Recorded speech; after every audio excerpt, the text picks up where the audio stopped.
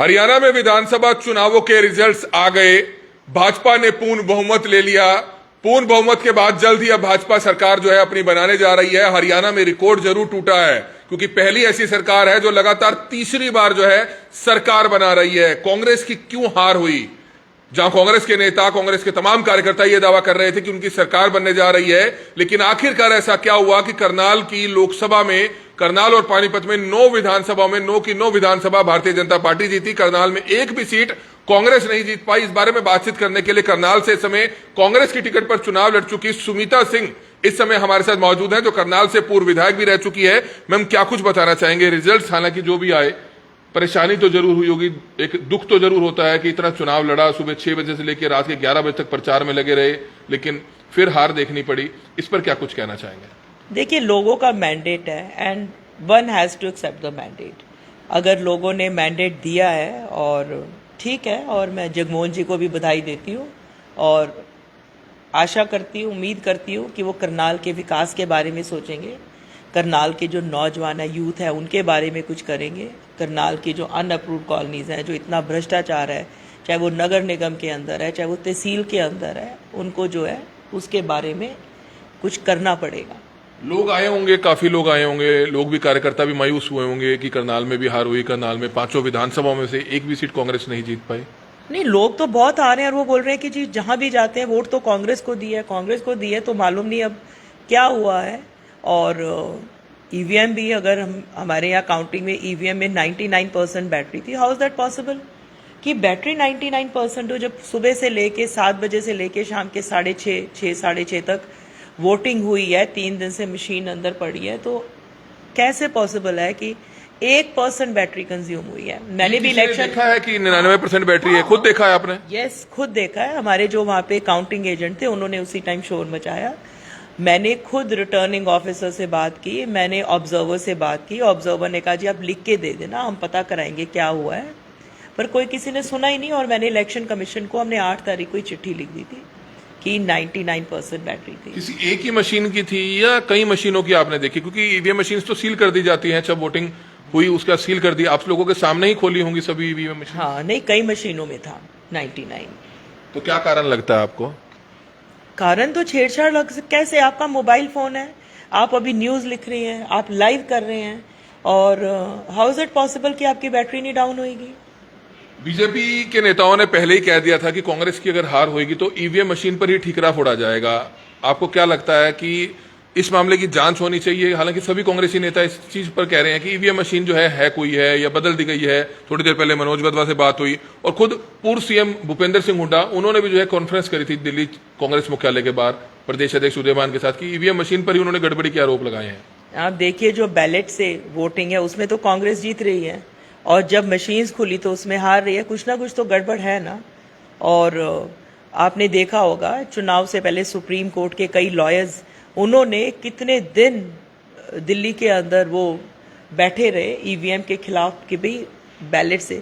बहुत सी कंट्रीज हैं जो एडवांस कंट्री है, उन्होंने ये ईवीएम मशीन्स बैन कर दिया। इंडिया क्यों नहीं बैन करता? हमारे यहाँ भी बंद होनी चाहिए, बैलेट से होनी चाहिए, और हम भी इस बात को सहमत है इस बात से।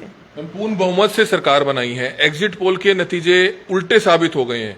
एग्जिट पोल में जहां ये बात कही जा रही थी कि कांग्रेस जो है 55 सीटें लेकर आ रही है, 60 सीटें लेकर आ रही है, लेकिन 50-55 सीटें अब बीजेपी को होती हुई नजर आ रही है। पहली बार ऐसा हुआ है कि एग्जिट पोल किसी एक भी चैनल ने या किसी एक भी जो सर्वे करते, किसी ने भी ये नहीं कहा कि एग्जिट पोल में कि बीजेपी सरकार बनाएगी, कांग्रेस बनाएगी।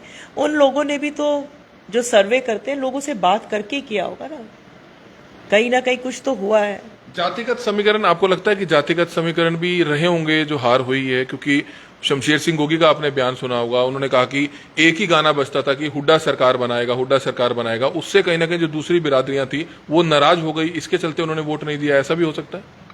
देखिए, इसके ऊपर ये जो बातें हैं, इस पे तो हमारे जो हाई कमांड है, जो हमारे सीनियर लीडर्स हैं, वो मंथन करेंगे, डिस्कस करेंगे कि क्या है। बगैर उसके मैं अपनी तरफ से कोई भी कमेंट या कुछ भी नहीं कह सकती हूँ। कुमारी शैलजा की नाराजगी भी लोग कह रहे हैं कि उनकी नाराजगी से भी नुकसान हुआ होगा कांग्रेस को, जिसके चलते इस तरह के रिजल्ट्स आए हैं। मुझे नहीं लगता कुमारी शैलजा नाराज थी। काफ़ी सीनियर लीडर है और समझदार है, मुझे नहीं लगता वो नाराज़ होंगी। सुमिता सिंह का अब अगला प्लान क्या है? करनाल को लेकर क्या प्लान है?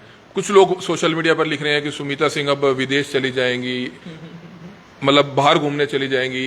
उस पर क्या कहना चाहेंगे, क्या जवाब देना चाहेंगे? देखिए, मेरे पास कल भी कुछ लोग आए, कहते जी शहर में चर्चा है विदेश चले गए, कोई बोलता है लंदन चले गए, कोई, मैं तो यहीं पर हूँ। और अगर आप कुछ दिन के लिए कहीं चले भी जाए, क्या लोग जाते नहीं? आप नहीं जाते क्या कमल जी अपने परिवार के साथ कहीं? हर कोई जाता है, आपकी फैमिली है, आपका परिवार है, और बच्चों को मिलने मैं भी जाती हूँ। आपके बच्चे भी बाहर सेटल हैं, जा सकते हैं वो तो? हाँ, नहीं, मेरी एक बेटी बॉम्बे में है, एक दिल्ली में है और एक लंदन में है, तो बच्चों को तो मिलने मैं जा सकती हूँ, इसमें क्या कसूर है? क्या मोदी जी बाहर विदेश नहीं जाते हैं? क्या जगमोहन आनंद जी बाहर नहीं जाते होंगे? मनोहर लाल खट्टर जी बाहर नहीं जाते? या सैनी साहब बाहर नहीं जाते? हर कोई, जहाँ तुम्हारा परिवार है, बच्चे हैं, हर कोई जाता है। मैं भी जाऊंगी मिलने, पर घर तो मेरा यही है, रहती तो मैं यही हूँ। बच्चों के पास आप कितने दिन जाते हो?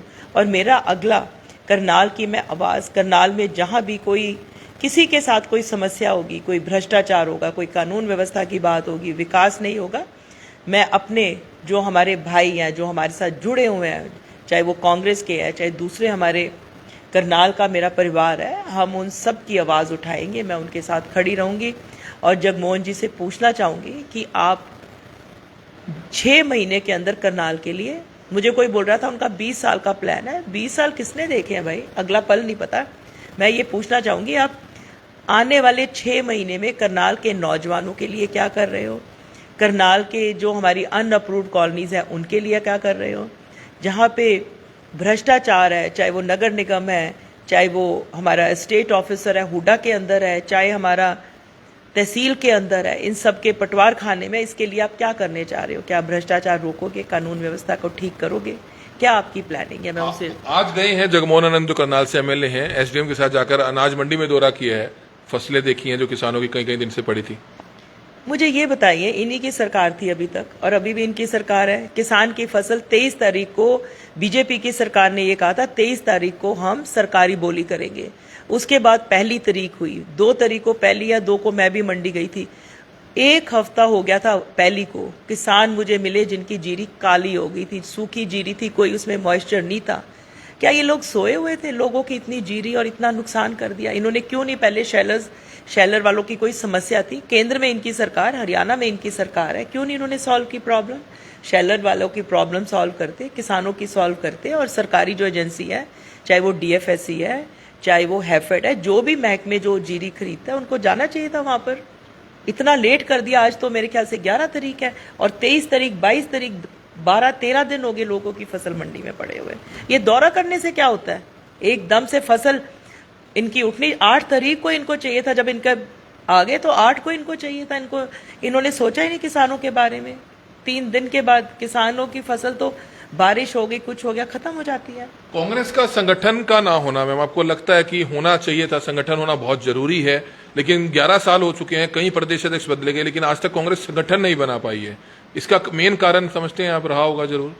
देखिए, संगठन बहुत जरूरी है और हमें भी चुनाव के अंदर इस चीज की कमी महसूस हुई है।